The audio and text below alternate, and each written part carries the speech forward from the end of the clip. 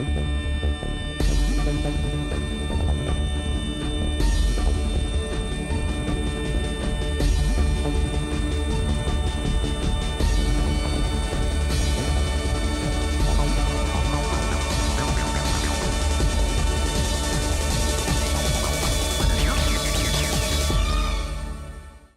Hungarians in the house?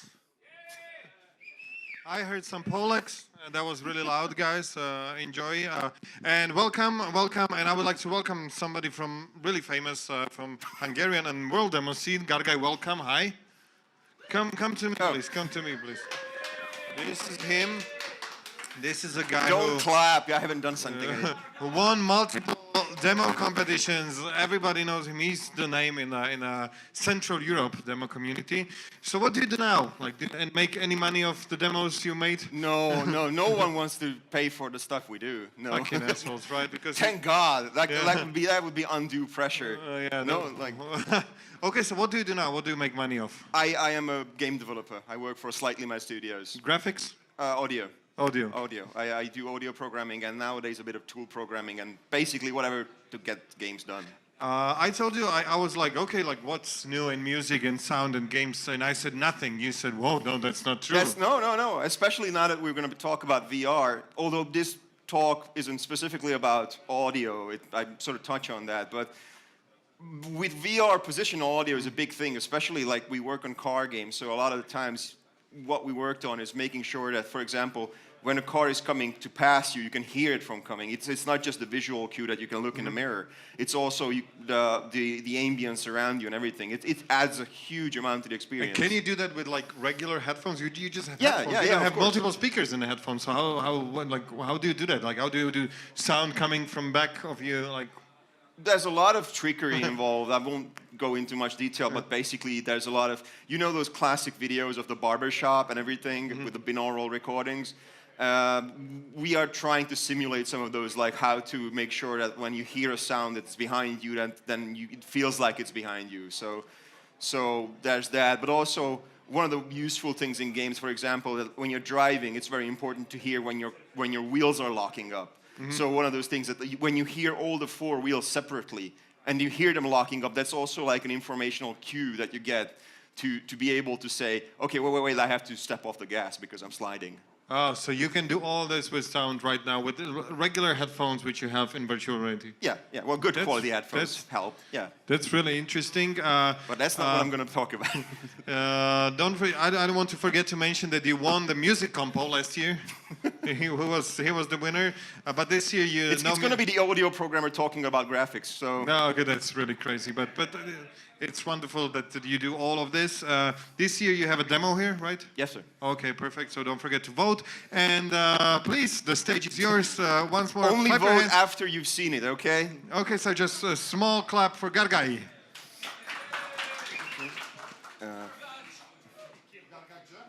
No.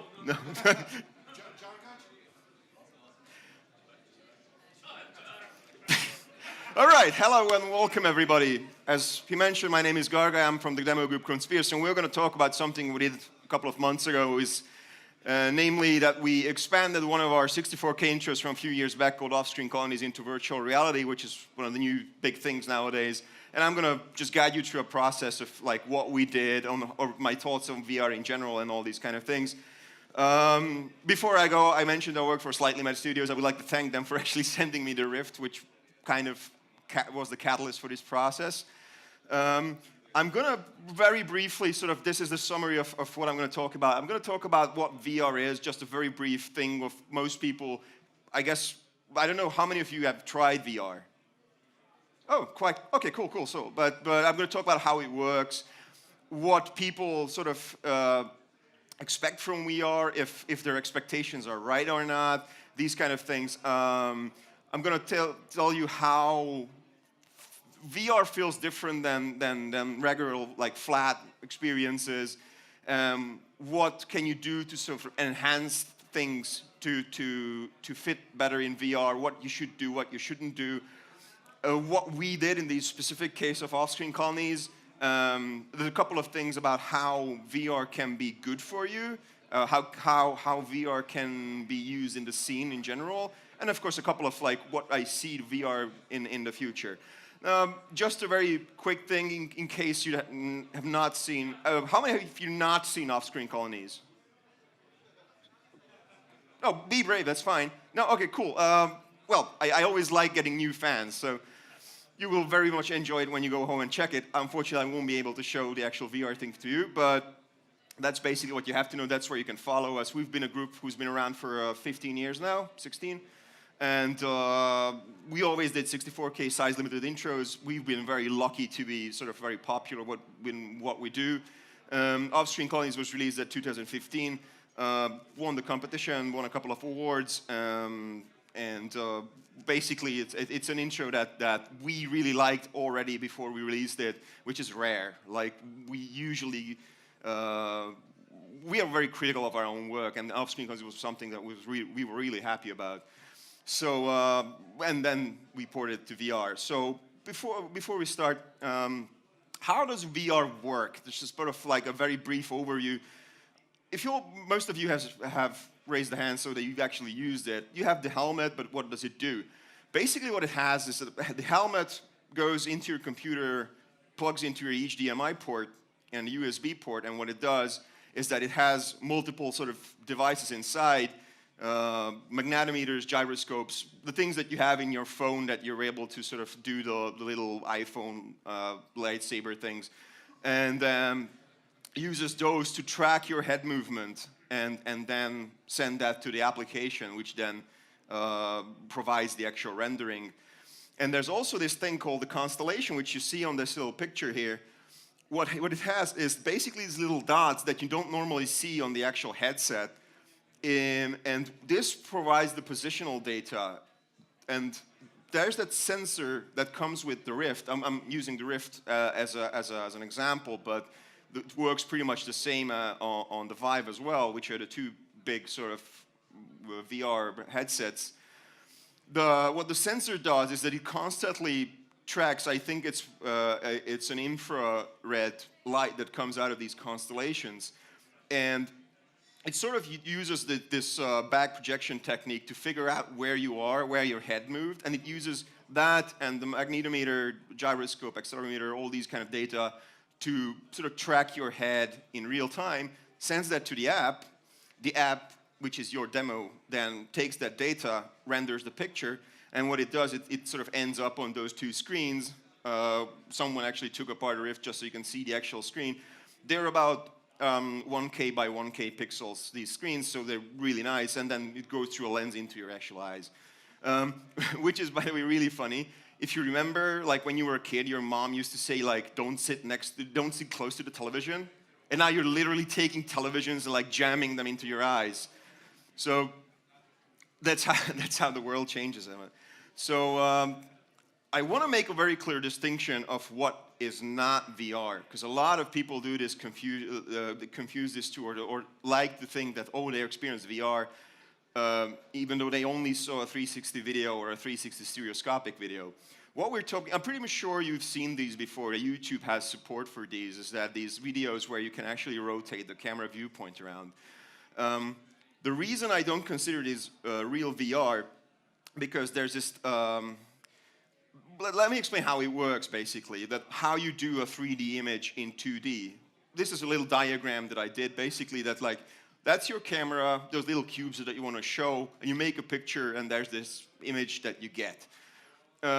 There's multiple problems with this, because, for example, this is not going to produce you a 3D effect, because you have two eyes which provide you with depth perception.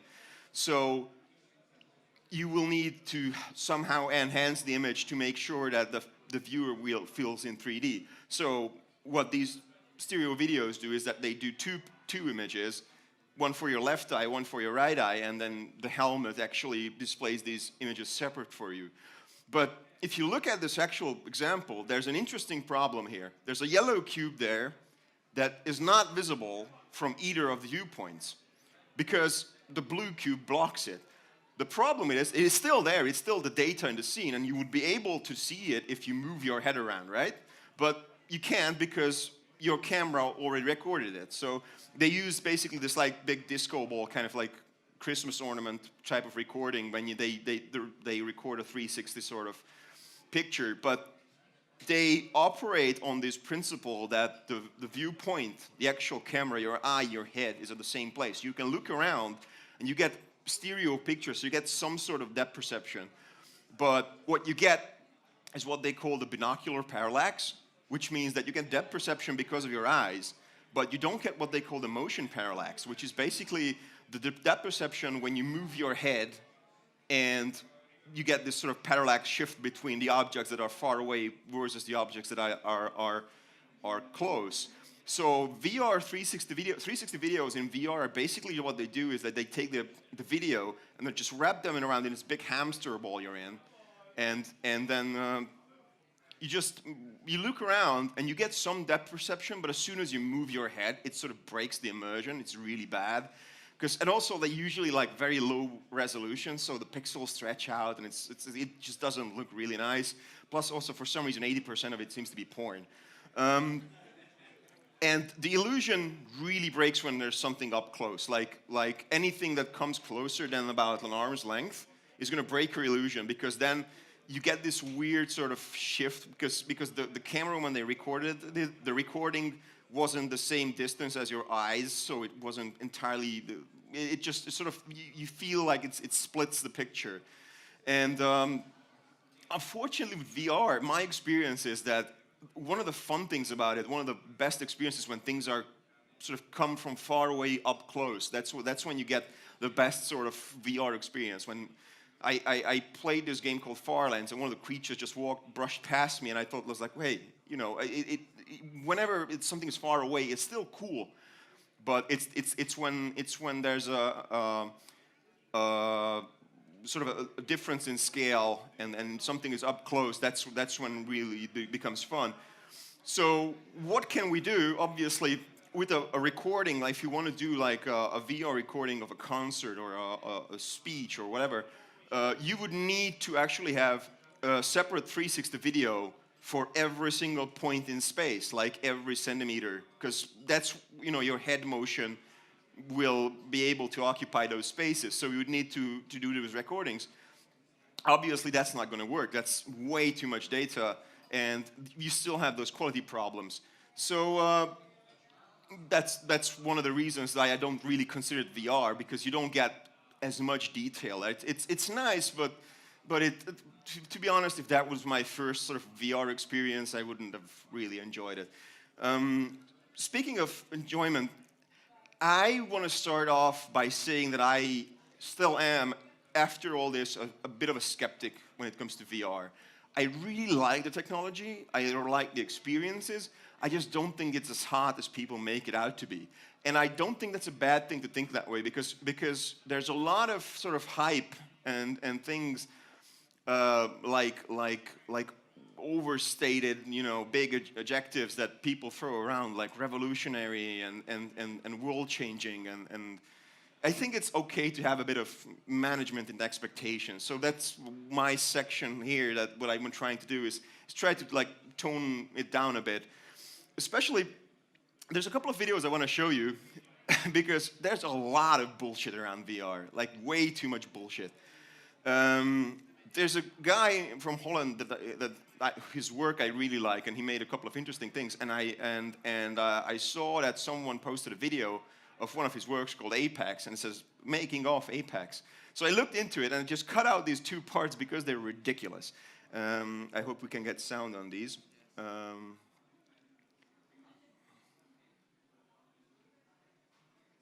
Or not.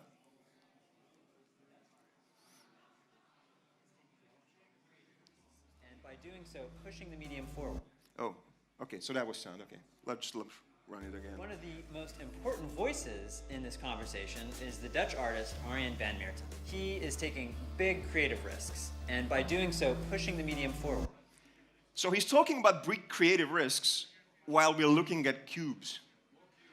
So, I mean, yeah, I understand what he's trying to say, but it's still like, really? Like, that's the big creative risk, because now the cubes are like in a headset around your head.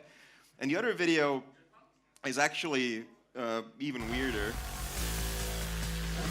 Apex tells the story of a city destroyed by towering creatures. The heat of the fire, I felt it, and I think that that's crazy. I started feeling my body actually burn and my jacket get really hot, and I was wondering if it was getting hot in the room, but when it changed scenes, I cooled down all of a sudden. So that was pretty powerful. Like, really? You felt the fire? That's sort of like, I mean, I get it. I've talked to people who had sort of very intense VR experiences. It's just that I don't really think that that's the way you should be selling VR, especially not with that last picture, which is a lady on his knees with a VR helmet on. It's just the same video. It's just, I think we should manage the expectations a bit, especially because I don't know if you know this curve. This is a curve that was made by a company called Gartner Inc., and they call it the hype curve or hype cycle. It's basically anything that comes out in tech or IT that basically has this curve that just goes up when everyone just sort of finds out about it, that becomes really popular. Then everyone, usually when it releases, then it just sort of drops, and then comes back basically when people start to figure out that, okay, it's not as cool as it was sold, but we can still do cool things with it.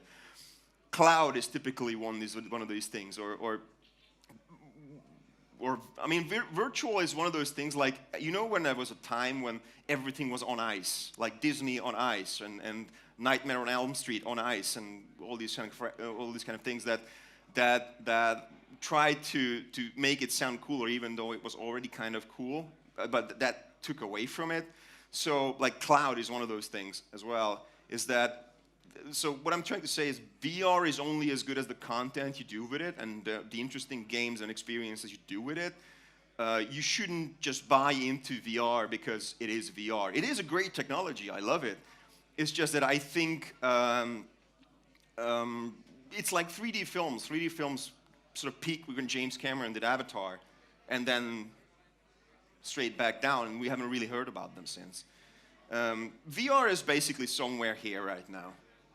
That we already sort of figured out when Oculus was released, and it cost like twice as much than we expected it to be, and now even the games are getting a bit better. So we're getting there, but we still need to sort of temper expectations.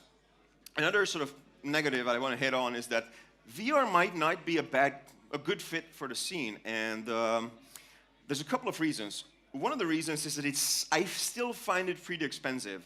Currently, the Rift is about like 400 euros, but which shouldn't be that much, but you still need about the same amount for the actual hardware you need to run it on, the PC. And it's not like when you're buying an Xbox or a PlayStation 4 when it's already fully formed. You're basically buying a still like experimental technology that people still experiment on, and you buy it for entertainment and or art purposes only. So I don't know if a lot of people can afford that sort of investment. But at the same time, that's that cost when you're making something for VR. The people who want to watch it will have to invest the same as well. So it's a cost that goes both ways, and I think that's still going to be a bottleneck for a while.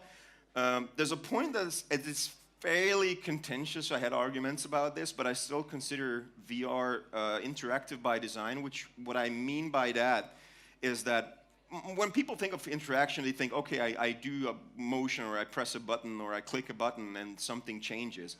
To me, I watched a web-based demo thing a couple of years ago where I accidentally ended up looking at, because it was interactive, so I ended up looking on the wrong way and missed half the show.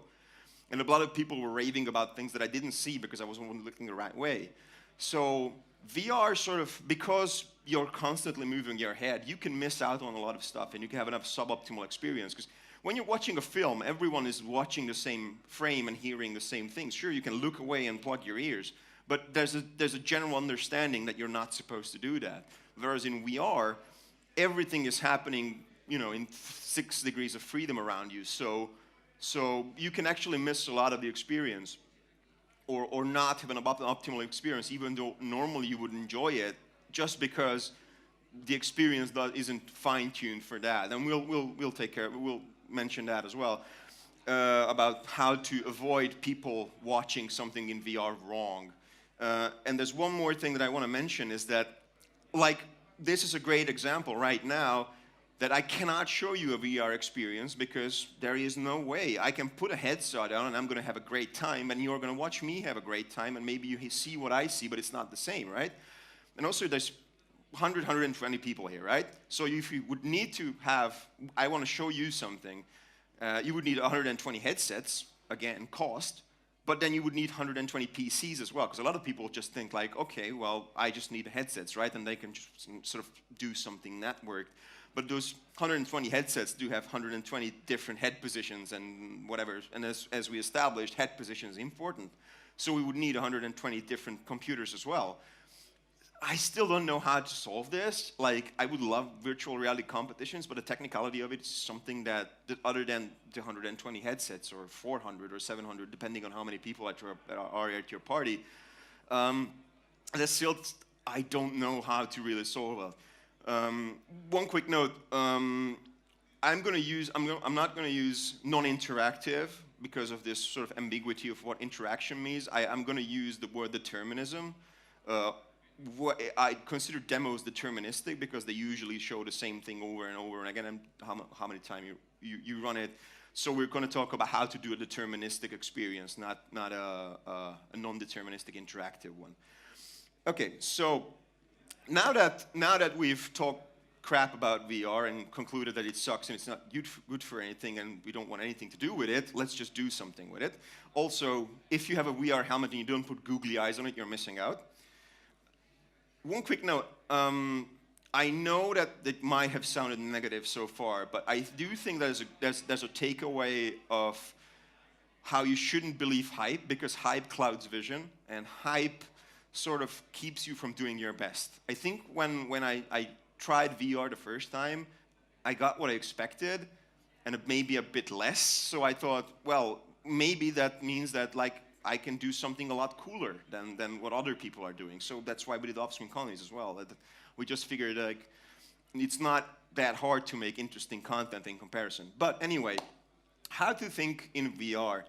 First off, one thing that we have to establish is that most of the media that we consume is frame-based. Like photos, paintings, concerts, everything we do is sort of one field of view. That's how we expect things to be. Picture the image is obviously from Blade Runner, a great close-up shot, fantastic cinematography. You can't do this in VR because the person might be looking at somewhere else, the head might be lower, higher, whatever, and there's no close-up. Like, how do you get a close-up of an actual person? You just go and like stare into their face, which is like, you don't do that realistically.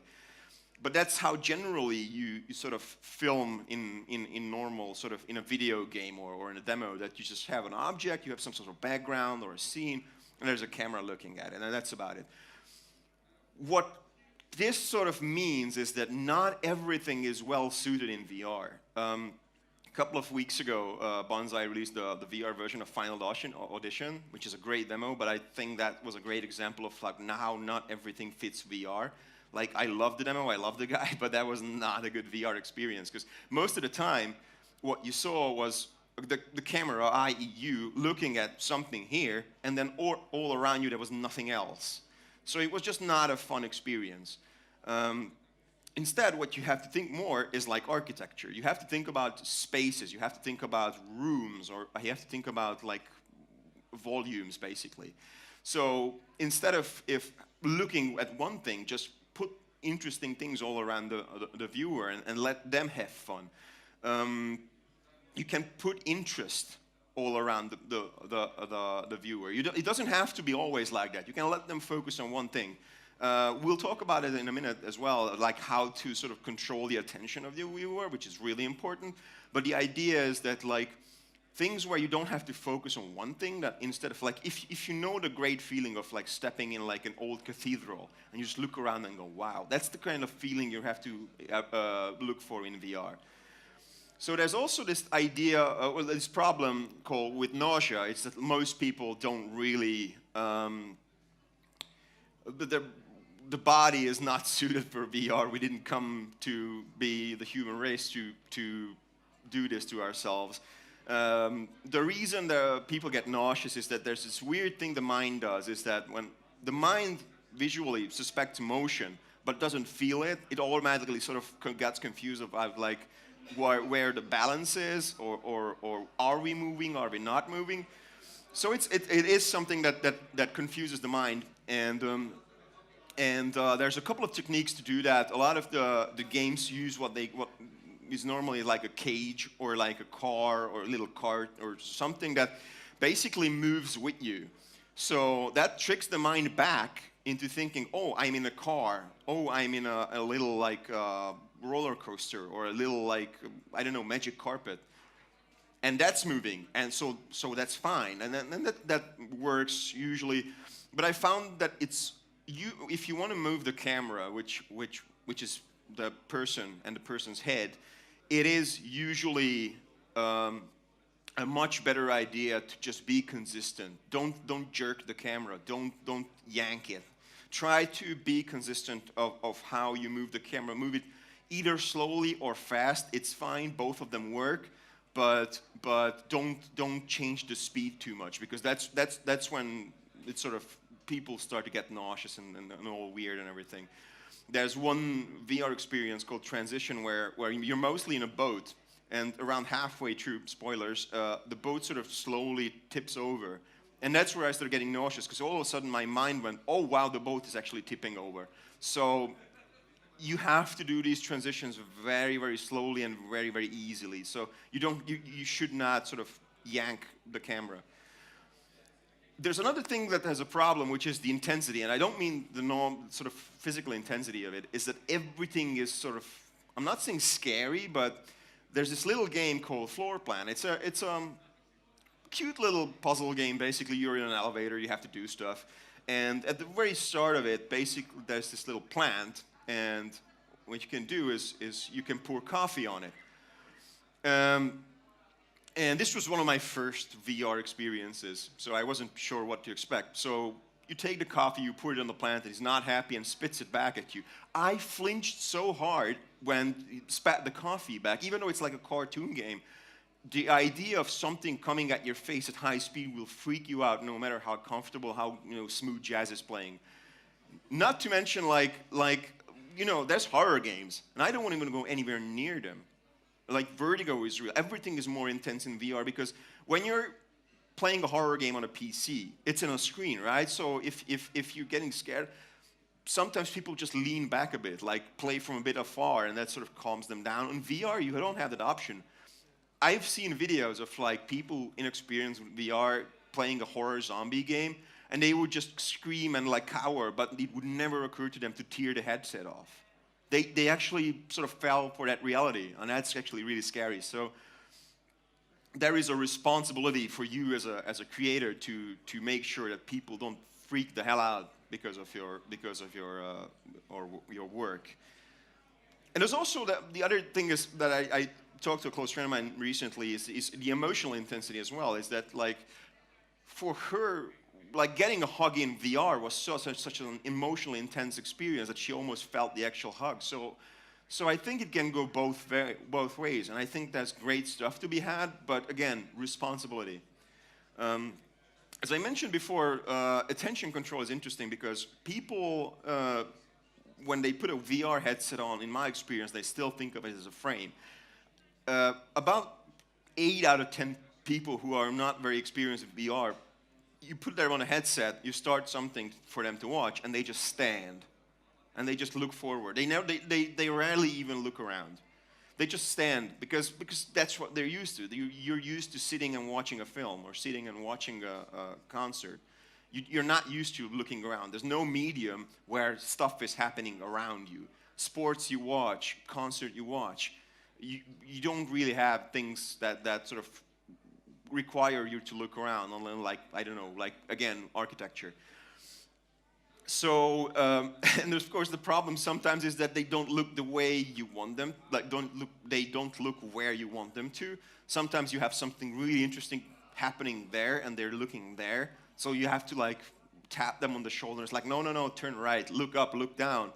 It's really awkward. So there's a couple of tricks you can do that. One of these that I really liked is the Spanish, I think they're Spanish guys, did this thing called Singularity, and what they do is really interesting.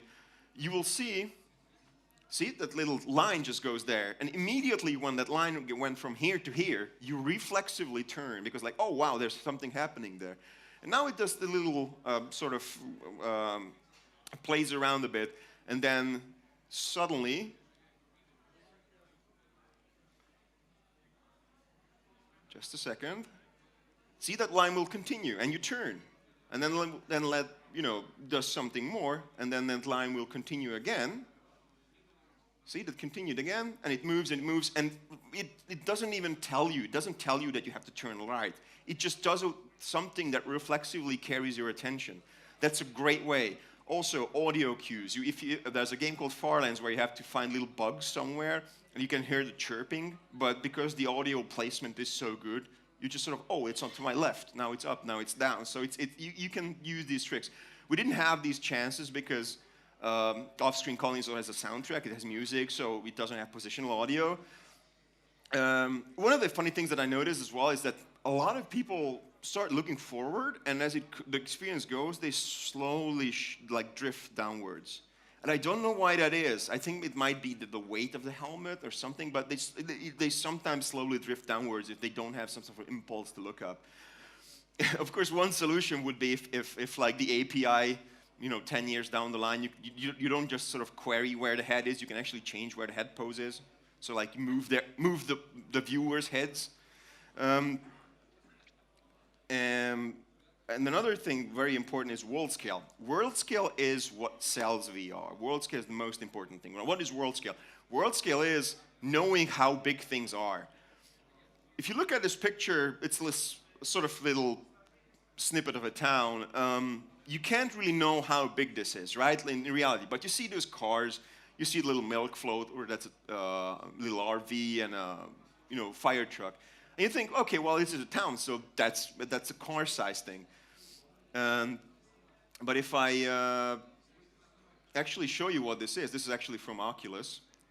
If I show you what this is,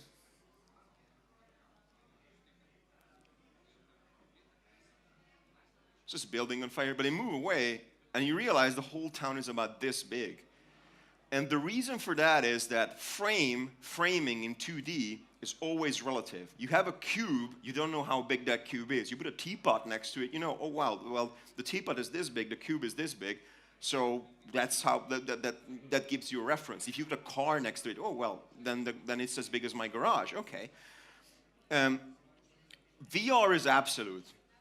Head motion and depth perception gives you that reference, because if there's something here about this big, even though it's a 2D picture, if you move your head a bit, then you suddenly realize, oh, well, I moved my head about this much, so this must be this big because that's how much it changed. We have that sort of innate ability ever since we were born. That's how we sort of measure things.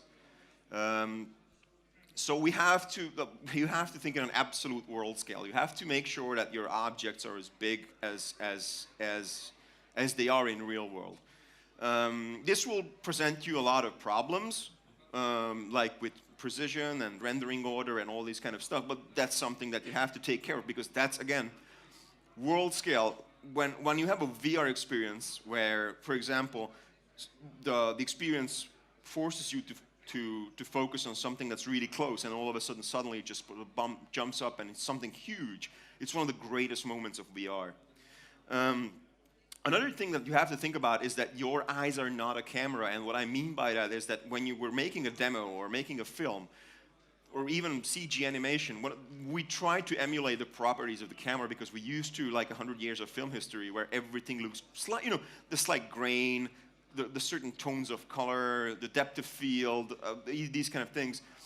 When you're in VR, because frame, in VR, you are yourself, you are your head, you're trying to get people to believe that they are not a camera, that they are inside. So you have to, these effects that you're used to, like all these classic sort of filmic effects, you have to get rid of.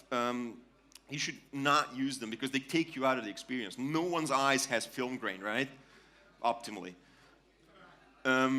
But there are a couple of hardware. I mean, Amiga people will love this because you get hardware effects. Like as I mentioned, you get free chromatic aberration because of the lens, and you get free lens flare. As you say, you don't want these, but you get these for free because lens. So these are something they can't really fix. They're just there, unfortunately. But you get them for free. So if the original had it, you can still keep it.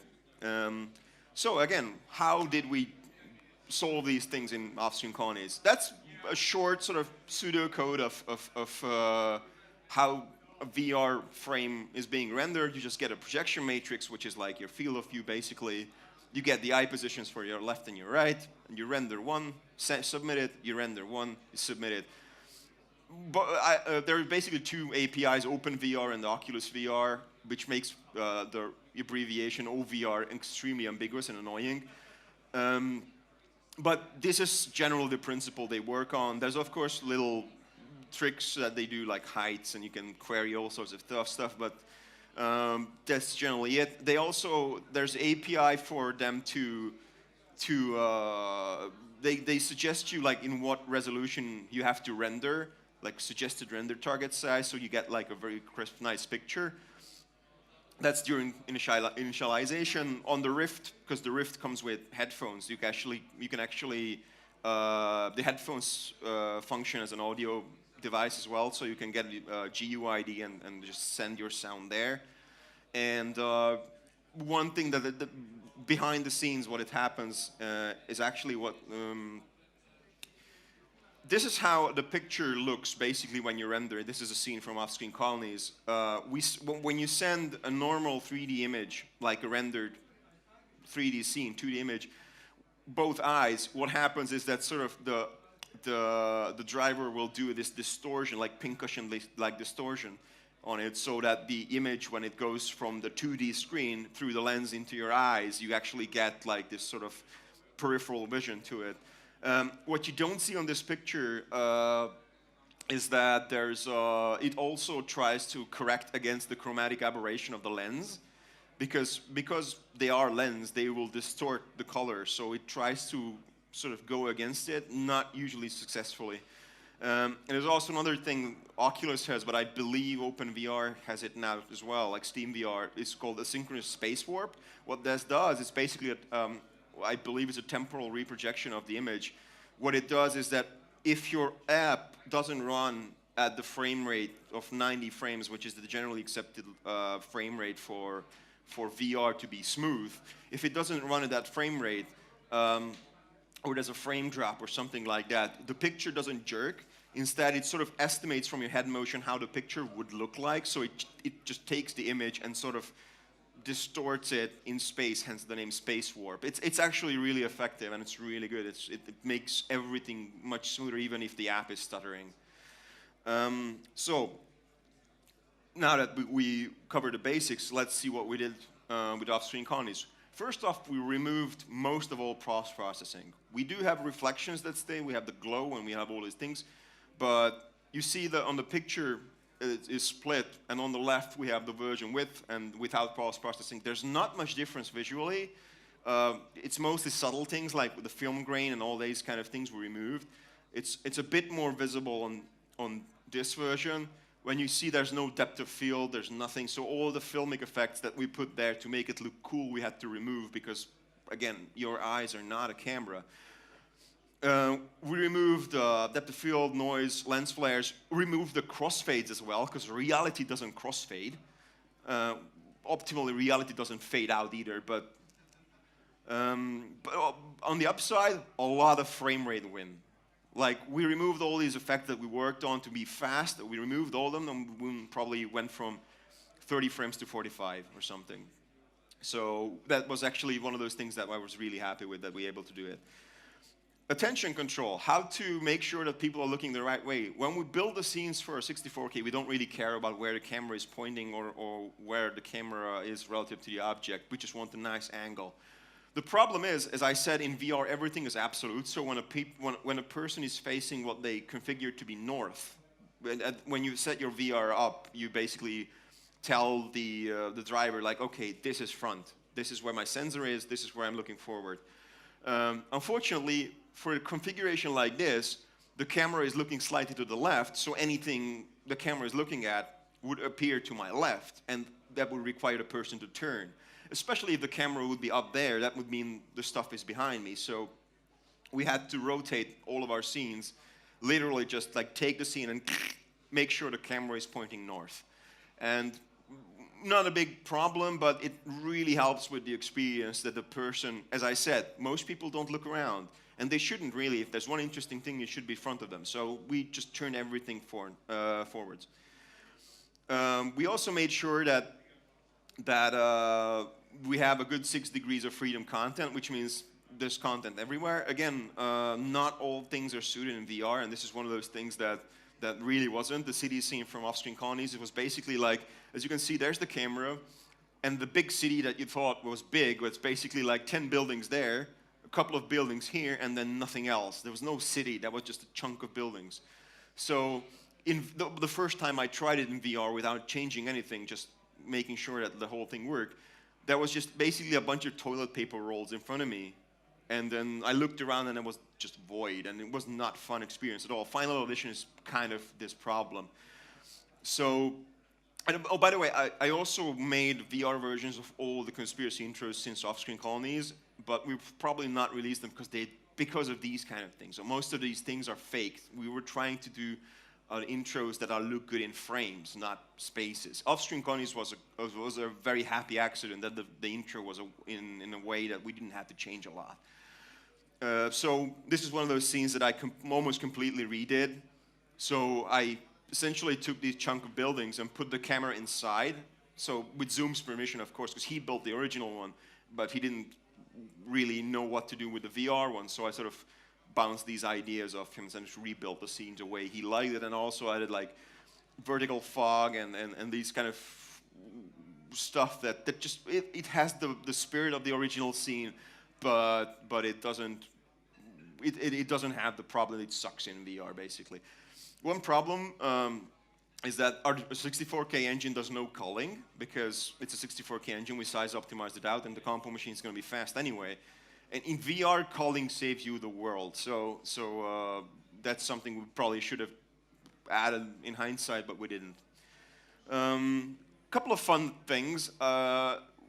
When you assume a lot of things in 2D flat rendering is that the camera is always level, but one thing that you quickly realize in VR is that your head is almost always not level. Like, you think you're looking level, but there's always a little tilt. Like this, it's something that you just pick up when you play or use a VR experience. So a lot of times, what you call the up vector for your camera, which is like sort of where you stand like this, that actually tilts quite a bit. So if your assumption is that, for example, in this particular scene, in the start, there's a vertical blur, which looks really cool, like an anamorphic lens flare kind of thing. But if you tilt your head, the blur tilts as well. And we weren't really sure, like, should we leave it like that? Or should the blur always be vertical? Even though, like, realistically, the blur should tilt with you because it's an anamorphic lens flare, so you tilts with the camera. It was something that was like, you know what, screw it, we'll just leave it.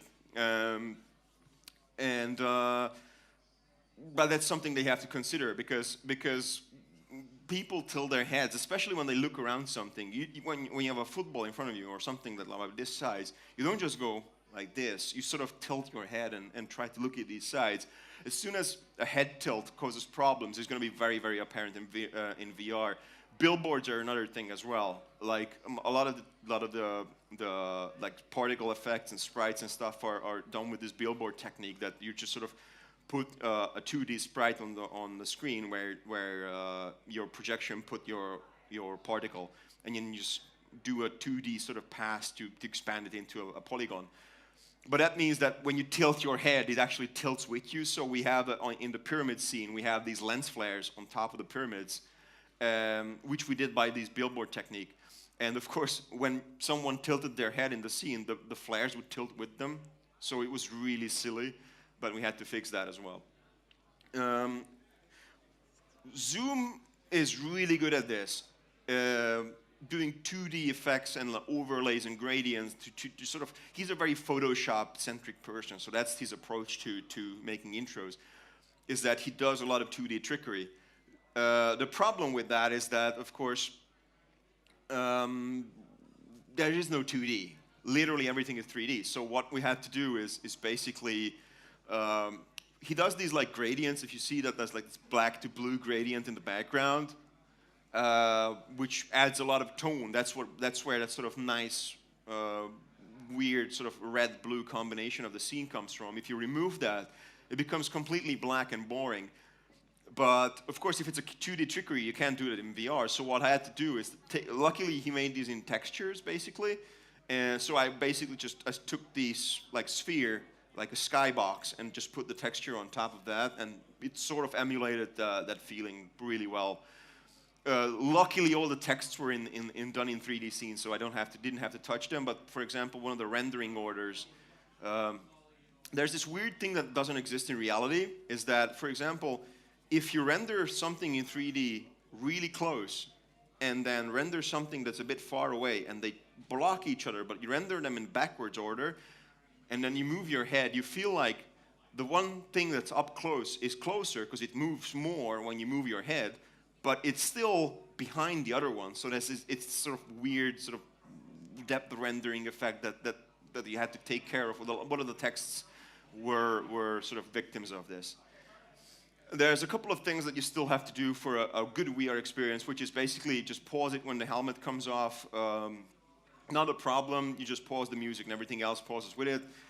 And the other thing was that when you have an intro, you usually have like a little setup dialogue, but in VR you don't see your keyboard and mouse. So what you have to do is do an in-VR menu. So we did a little like, you know, click here to start demo kind of thing. Because when people put their helmet on, you don't want the thing to immediately start. So we figured that's like, we put a little like start, exit, and like a resolution selector for slower computers kind of thing. So that was also a little fun thing to do. Downside, I don't know if you can make it in 64K anymore. Big reason is we didn't care. Like we didn't. It was not for a competition. So there was no reason for making it 64K. It would have been cool, but no one really cares. 64K is still like, even if it was like the end result was 128, which is still pretty shocking for most people who watch a 4-minute animation. So most people were still pretty surprised about it. Reasons. The VR libraries are pretty big, like 20 to 30K, so it's probably possible to still make a 64K, but you would sacrifice like half your size already. We added a lot of extra content, like the menu, like the 6 degrees of content as well. And I don't like, there was a lot of custom sort of 64K techniques that we used that didn't work really well with the Oculus libraries. I think it was lacking some sort of like floating point maths that we ignore, and it just didn't build together properly. So I just gave up on it. And for some reason, the executable packers don't like it either. Plus, if we're trying to put this on the Oculus store later, we don't want the virus scanner to go bonkers. So we basically decided not to. We used UPX or something like that. So in general, these are the tricks that we use aside from porting. So a little postmortem of what VR can do for you. And let's talk about positive things now. We released Offscreen Colonies VR edition on December the 9th.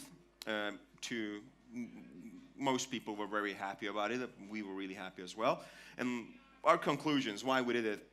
First off, completely new audience.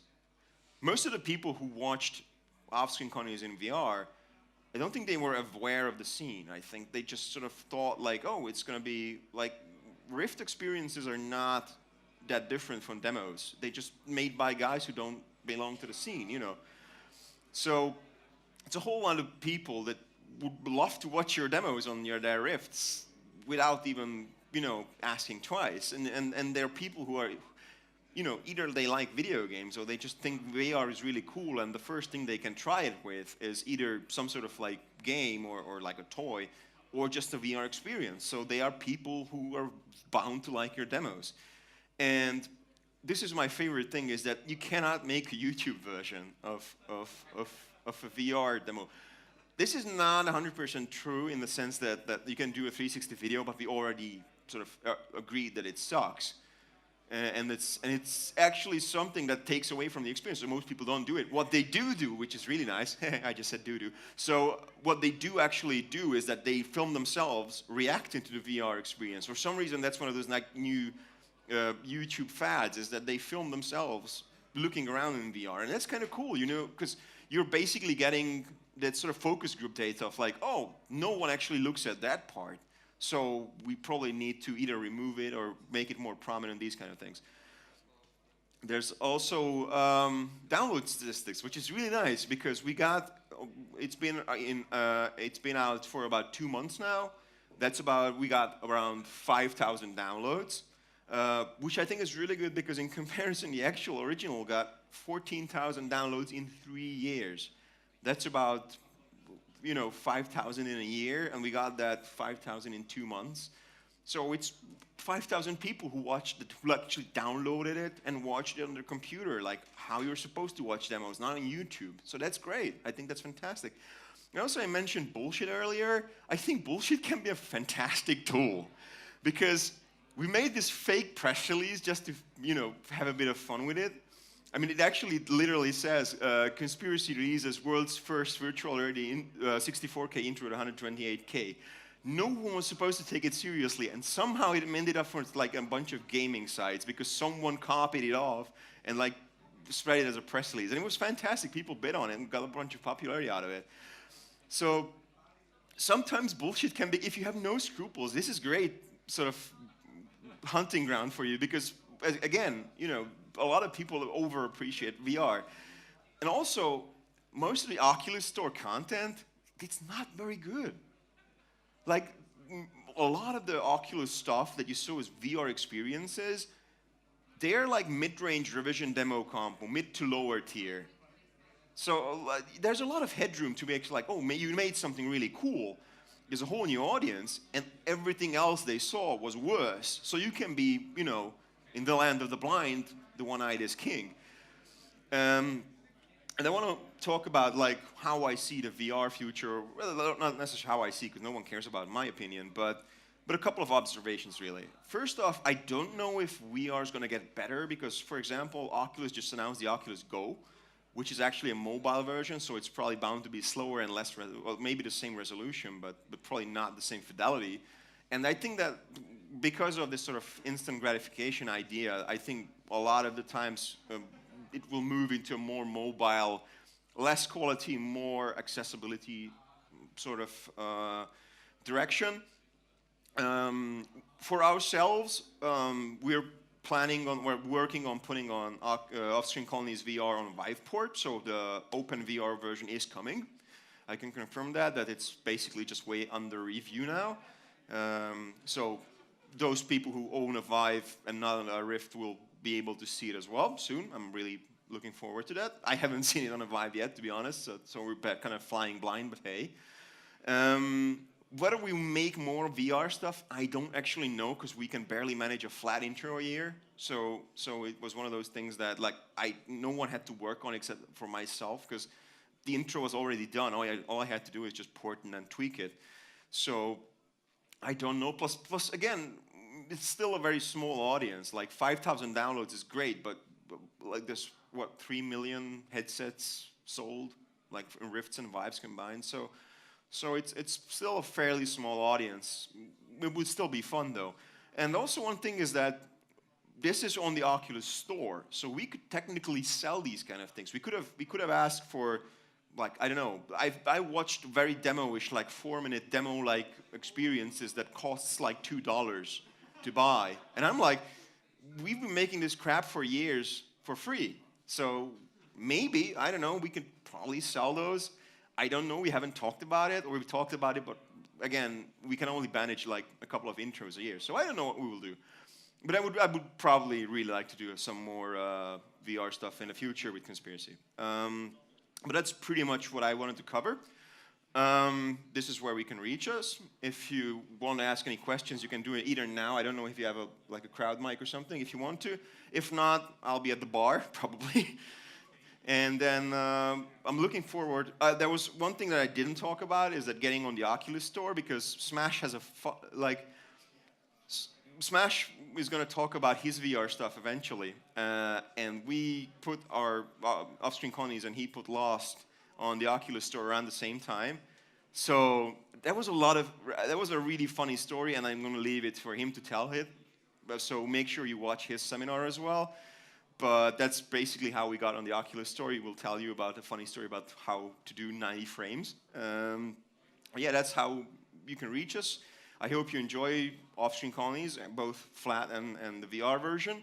I don't know if they managed to plug it together, because there's a Rift here somewhere in the room, and there's a couple of PCs here as well. So I don't know if you'll be able to watch it. I hope you can.